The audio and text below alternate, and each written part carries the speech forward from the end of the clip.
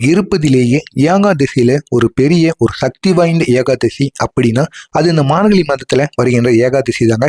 இந்த ஒரு நேரத்திலையும் மார்கழி 30 இந்த ஒரு நேரத்தில் கண்டிப்பாக சர்வ ஏகாதசி வருகிறது. ஆண்டிலே மிகுந்த புண்ணிய சக்தி கொண்ட ஒரு ஏகாதசியாக இந்த ஏகாதசியை அனைவரும் வளம் பெறுவாங்க. இப்படிப்பட்ட இந்த ஒரு நாள்ல நீங்க தானம் ஒரு தானத்தை நீங்க பண்ணீங்க அப்படின்னா அது 1000 மடங்குக்கு உங்களுக்கு பலனை ஏற்படுத்தி கொடுக்குமாம். எனவே நீங்க முடிந்த அளவுக்கு ஒரு நபருக்காவது சின்ன சின்ன தானங்களை நம்ம கீழே கூறுகின்ற தானங்களை கண்டிப்பா செய்யுங்க. இது பெரிய அளவுல நம்முடைய வாழ்க்கையில மாற்றங்களை ஏற்படுத்தி கொடுக்கும். முதலாவதாக சர்வ ஏகாதசி நாள்ல நம்ம தானத்தை செய்யறதுனால நமக்கு என்ன மகிமை கிடைக்குங்கிறத பார்த்து விடலாம். ஏகாதசி அப்படிங்கிறது விஷ்ணு பகவானுக்கு உரிய ஒரு நாளா கருதப்படும்.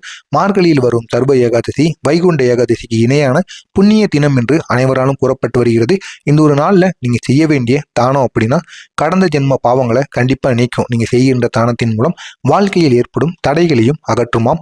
பொருளாதார சிக்கலை குறைத்துவிடும். மன அமைதியையும் ஆன்மீக உயர்வையும் இது ஏற்படுத்தி கொடுக்கும்.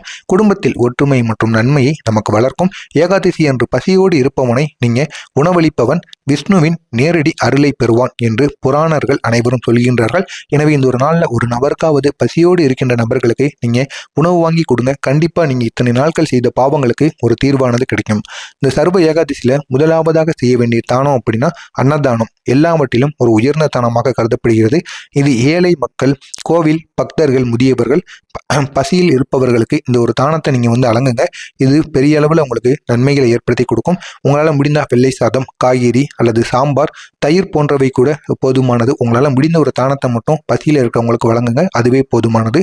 இந்த அன்னம் விஷ்ணுவிற்கு சமர்ப்பணம் என்று மனதில் வேண்டிக் கொண்டு நீங்க வழங்க வேண்டும். அடுத்ததாக அரிசி அல்லது தானிய தானம். ஒரு கிலோ அல்லது இயன்ற அளவிற்கு நீங்க அரிசியை தானம் பண்ணுங்க. கோதுமை, ராகி, கம்பு போன்ற தானியங்களையும் நீங்க தானம் பண்ணலாம்.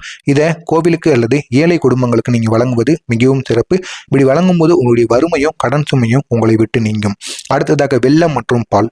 வெல்லம் அப்படிங்கிறத நீங்க தானம் பண்றது மூலியமா வாழ்க்கையில இனிமையானது அதிகரிக்கும்.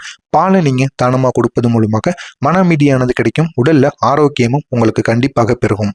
அடுத்ததாக ஆடை தானம். மஞ்சள் அல்லது வெள்ளை நிற துணியை நீங்க இந்த ஒரு ஆடையை நீங்க தானம் செய்யலாம். இந்த நேரத்துல பெண்களுக்கோ ஆண்களுக்கோ அவங்களுக்கு பிடித்த ஆடைகளை நீங்க இந்த ஒரு நேரத்தில் தானம் பண்ணலாம். ஆனால் அது புதிய ஆடைகளாக இருப்பது மிகவும் நல்லது. ஏழைகளுக்கு புதிய ஆடைகளை தான் கண்டிப்பாக தானம் செய்ய வேண்டும். அடுத்து துளசி தொடர்பான தானங்கள். துளசி மாலைகள், துளசி செடிகள், துளசி இலைகள் இதை நீங்கள் தானம் பண்ணணும். இது விஷ்ணுவுக்கு மிகவும் பிடித்த ஒரு தானமாக கருதப்படுகிறது. இதை நீங்கள் தானம் பண்ணும் பொழுது குடும்பத்தில் மன அமைதியானது கண்டிப்பாக ஏற்படும். தானம் செய்யும் போது சொல்ல வேண்டிய சில வார்த்தைகள்னு இருக்கிறது. ஆனால் அதை உங்களால் சொல்ல முடிஞ்சா சொல்லுங்க, சொல்ல முடியலன்னா எந்த விதமான பிரச்சனைகளும் இல்லை. ஓம் நமோ நாராயணாய நமக அப்படின்னு கூறிட்டு இன்று நான் செய்யும் இந்த தானமானது என் குடும்பத்தின் துன்பங்கள் அனைத்தையும் நீக்கட்டும் அப்படின்னு நீங்க நினைத்து கொண்டு நாராயணரை மனதார நினைத்து கொண்டு இந்த ஒரு தானத்தை செய்யுங்க. கண்டிப்பா பெரிய அளவில் அது உங்களுக்கு நன்மை ஏற்படுத்தி கொடுக்கும். முக்கியமா வறுமை மற்றும் கடன் சுமை அனைத்தையும் குறைத்து குடும்பத்தில் ஒற்றுமையை வளர்த்து நோய்கள், மன அழுத்தம் அனைத்தையும் குறைத்து வேலை, தொழில், வளர்ச்சி அனைத்தையும் நமக்கு ஏற்படுத்தும். முக்கியமா ஆன்மீக முன்னேற்றமும் இதனால் நமக்கு கிடைக்கும். இதனால் விஷ்ணு அருள் நிரந்தரமாக உங்களுக்கு இருக்கும். எனவே இந்த மார்கழி 30 சர்வ ஏகாதசி என்று இந்த செயலை செய்யுங்கள்.